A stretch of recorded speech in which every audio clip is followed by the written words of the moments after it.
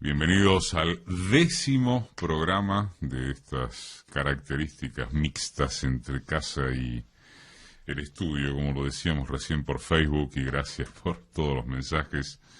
Festejemos algo. Estos números redondos siempre se festejan, y si no, festejemos igual. Hay un tiempo que se confirma y hay otro que se acelera, ¿no es así?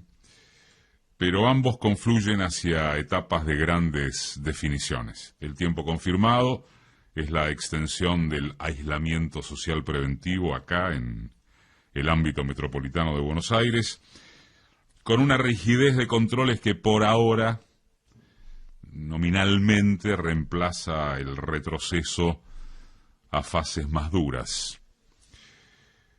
Hay quien dice, ha dicho, bueno, esto es lo mismo, nada más que en vez de decirle retroceder, le dicen recontrol. Está bien. Como se quiera, es lo que hoy anunciará Alberto. Y en Chaco, en Resistencia, sí se ha vuelto formalmente para atrás. Más allá de los muy buenos resultados comparativos que viene dando la estrategia sanitaria del gobierno, los datos, más unos cuantos cruces polémicos sobre el mejor modo de prevenir contagios multiplicados, sobre todo nada menos entre autoridades bonaerenses y porteñas, revelan que se está lejos de despejar todas las dudas. Lo que no deja lugar a interrogante alguno, en cambio, son las muertes de Ramona Medina y Víctor Giracoy, referentes de la Villa 31. Desde ese epicentro ferozmente vulnerable de Retiro, hubo alertas y desesperados pedidos de socorro, exigiendo una asistencia elemental que incluía la provisión de agua.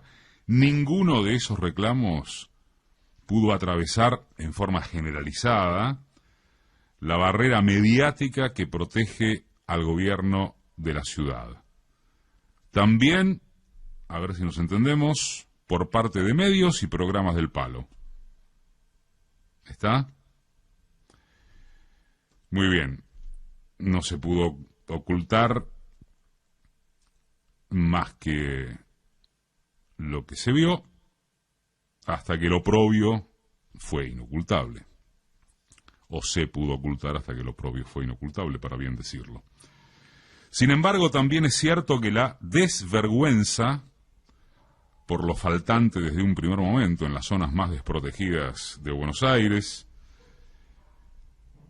y la responsabilidad exclusiva del gerenciamiento porteño, como lo reconoció ayer Diego Santilli, no cambia al panorama genérico.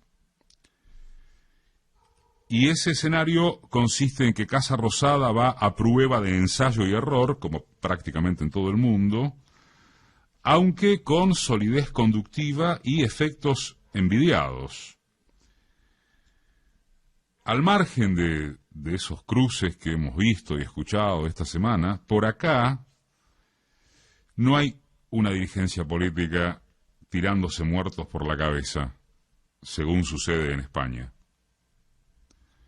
ni consecuencias espantosas del tipo de las que sufren Brasil, Chile o el mismísimo Estados Unidos, con personajes a su frente entrados en delirios absolutistas, modelos de capitalismo eficiente que eran ejemplo latinoamericano contra el populismo, Chile, y fantasías siempre redundantes en que al fin toda la culpa es de los chinos.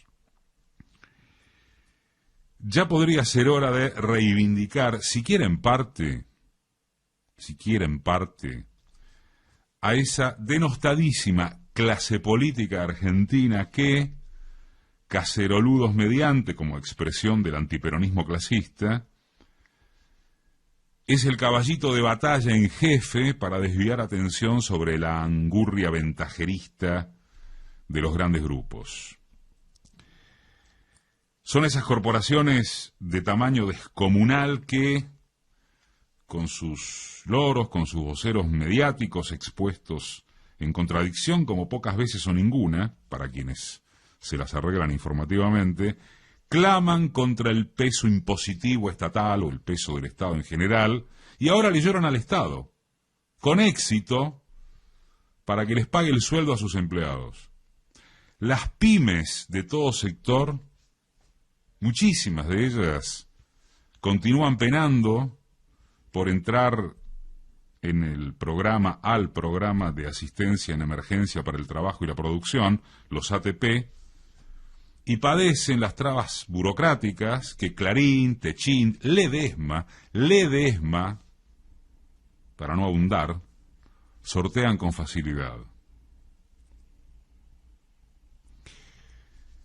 Estábamos, empero, en que respecto de la pandemia hay una responsabilidad dirigencial estimable, digamos. De vuelta, generalizadamente apreciado, no con detención en esas pullas que regodean permanentemente a la indignación de los panelistas televisivos, porque han visto que hay una nueva raza en la Argentina, los panelistas indignados de la televisión.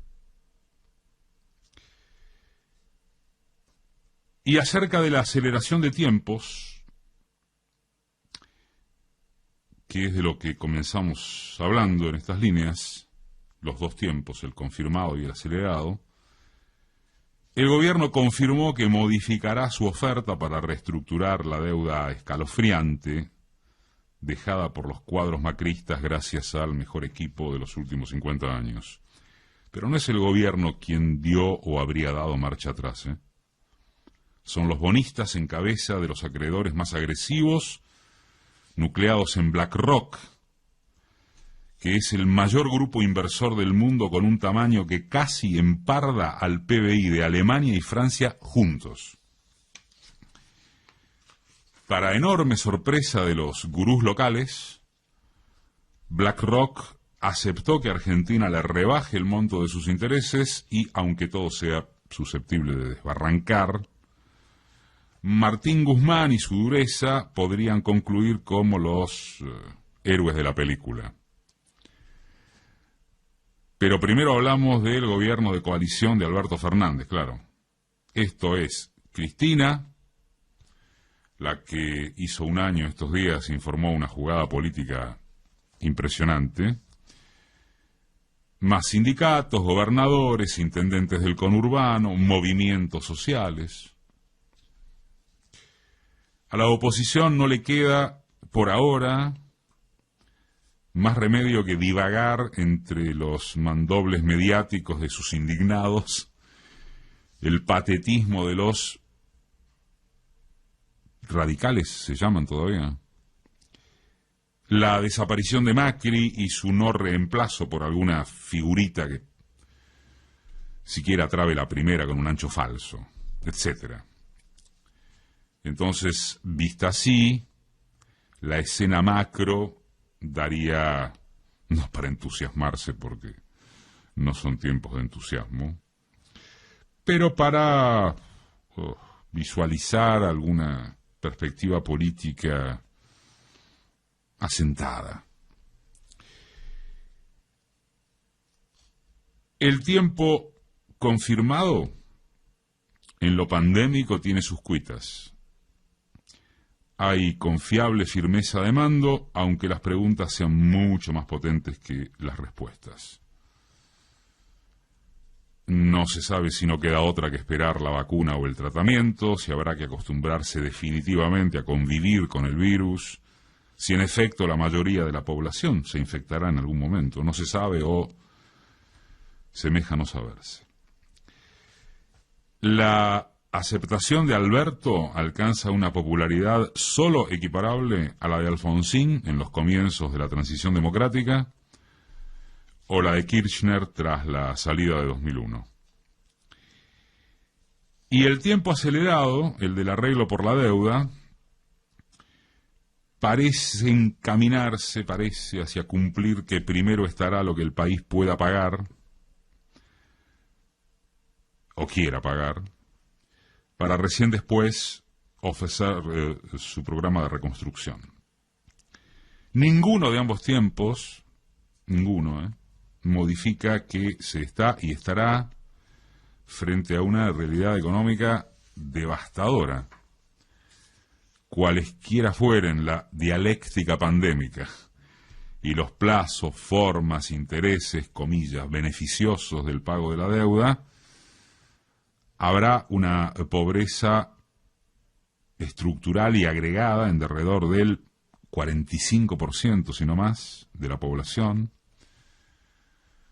una cifra estremecedora de puestos de trabajo perdidos, formales e informales, una inflación que continúa mostrándose muy complicada de domar. Bueno, ahora mismo hay miles de negocios y comercios que cierran. Miles. Ni se trata de que la cuarentena pueda ser exitosa por tiempo indefinido, ni de que el acuerdo con los bonistas sustituya la necesidad de un plan económico capaz de proyectar ya no desarrollo, sino recuperación, con inclusión social. Como siempre es más o menos fácil de explicar y tremendo para resolver, no en los papeles, sino en la práctica. Lo más cercano que aparece en la lógica de correlación de fuerzas es un pacto económico-social con forma de consejo integral entre empresarios y trabajadores, y al que de hecho, recordemos, el presidente supo decir que convocaría ya antes del coronavirus. No pasó. En lugar de eso, por ahora rige que el Estado emite moneda para asistencializar tanto a los sectores más desprotegidos como a las enormes empresas que lloran contra el volumen de los impuestos, que las paritarias entraron en delay, que hay rebajas salariales y despidos, que la especulación con el dólar vive y colea y que se sabe de sobra quiénes la promueven. Por supuesto, también pasa que el impuesto a los poquísimos miles de patrimonios monumentales tiene luz verde del Ejecutivo, esta es noticia de esta semana, para su tratamiento parlamentario, lo cual no es nada menor como acción ejemplar si solo se piensa por un segundo quién gobernaba hasta hace 5 meses. Créanlo, 5 meses, no un siglo. Y no es lo único que pasa. Hay mucho más que demuestra vocación oficial para socorrer a los más débiles. Pero en alguna instancia, de más temprano que tarde, y ya también cansa ser reiterativo en torno a esto, no bastará con auxilios. Y lo que vaya a hacer, si es para bien de las mayorías, será con el Estado a la cabeza. Porque la historia ya se cansó de enseñar que de la gran burguesía argentina no puede esperarse nada.